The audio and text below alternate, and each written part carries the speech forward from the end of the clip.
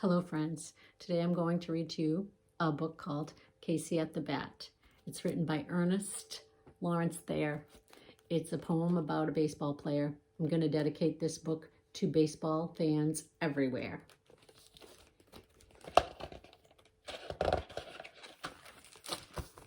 Casey at the Bat. The outlook wasn't brilliant for the Mudville Nine that day. The score stood 4-2 with but one inning more to play. And then, when Cooney died at first and Barrows did the same, a sickly silence fell upon the patrons of the game. A straggling few got up to go in deep despair. The rest clung to that hope which springs eternal in the human breast. They thought, if only Casey would but get a whack at that, we'd put up even money now with Casey at the bat. But Flynn preceded Casey, as did also Jimmy Blake, and the former was a Lulu, and the latter was a cake. So, upon that stricken multitude grim, melancholy sat, for there seemed but little chance of Casey getting to the bat.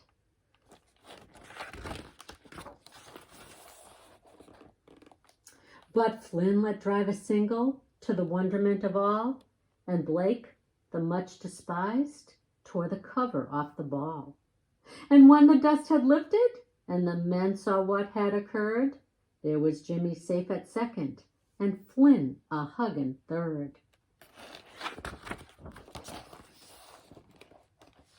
Then from 5,000 throats and more, there rose a lusty yell. It rumbled through the valley. It rattled in the dell. It knocked upon the mountain and recoiled upon the flat, for Casey, mighty Casey, was advancing to the bat.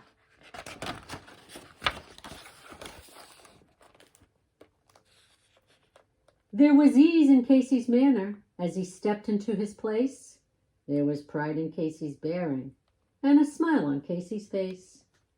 And when, responding to the cheers, he lightly doffed his hat, no stranger in the crowd could doubt 'twas Casey at the bat.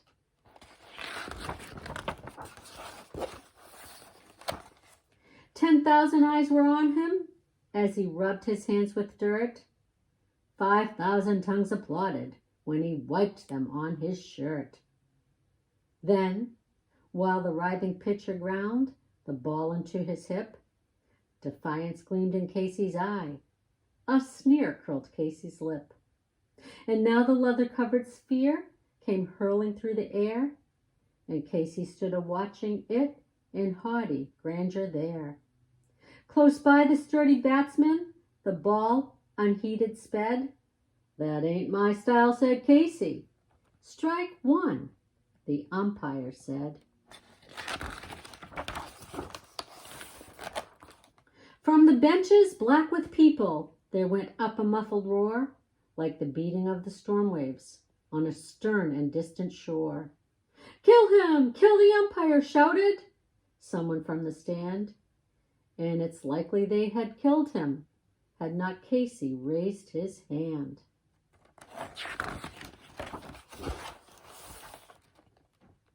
With a smile of Christian charity, great Casey's visage shone. He stilled the rising tumult. He bade the game go on. He signaled to the pitcher, and once more the spheroid flew. But Casey still ignored it, and the umpire said, 'Strike two.' "Fraud!" cried the maddened thousands. An echo answered fraud, but one scornful look from Casey, and the multitude was awed. They saw his face grow stern and cold, they saw his muscles strain, and they knew that Casey wouldn't let that ball go by again.